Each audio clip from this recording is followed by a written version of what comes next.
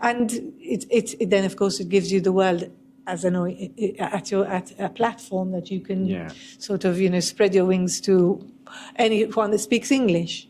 Because I don't coach in Croatian, and not even in Maltese. Right. So English is my coaching language. You find both challenging, I mean?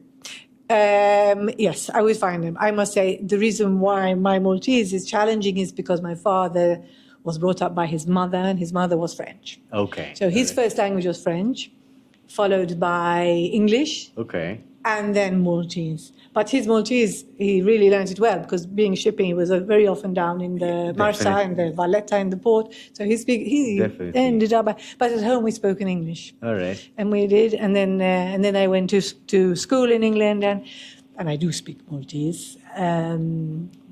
But I'm not sure about coaching in Maltese.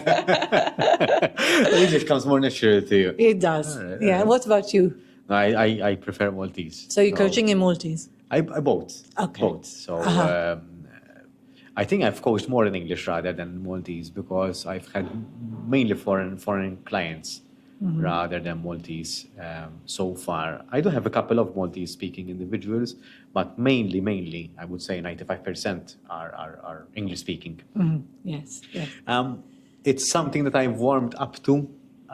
This is a funny story. I think I've mentioned this in a past podcast episode. So I was brought up in a Maltese-speaking family, and Maltese was the main language even at school. And my English grades were quite okay. So my English has always been quite good. But when it comes to speaking, I wasn't really comfortable in speaking in English. Okay. So just right before I started Endeavour, so it was around 3 years ago, I told myself, if I have a workshop in English, I have to speak well in English, and I can't be all jittery and stuttery when I deliver something like a workshop. So that's how I started lecturing. So how about I start lecturing so that I can improve my English, my English, because I believe you learn something when you try to teach it. And very true. Yes. Scouts taught me this. So when you haven't fully mastered something until you're able to teach it. I think knowing how to do something is halfway there. You truly master something when you try to teach it. And I'm mentioning trying to teach it because it requires another 50% until you master it, whilst you are doing it, whilst you are teaching someone how to do it yourself. Yes. And because you're teaching the same thing to different people, you have to adjust the way you explain it so that it makes sense to people. And over time, you develop your method of how you explain something simple. So, for example, how do you explain coaching?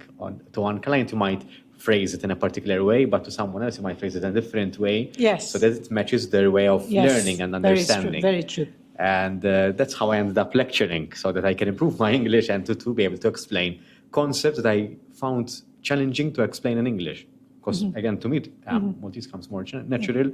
But today, I feel quite okay with using both languages to explain what I would like to pass over something.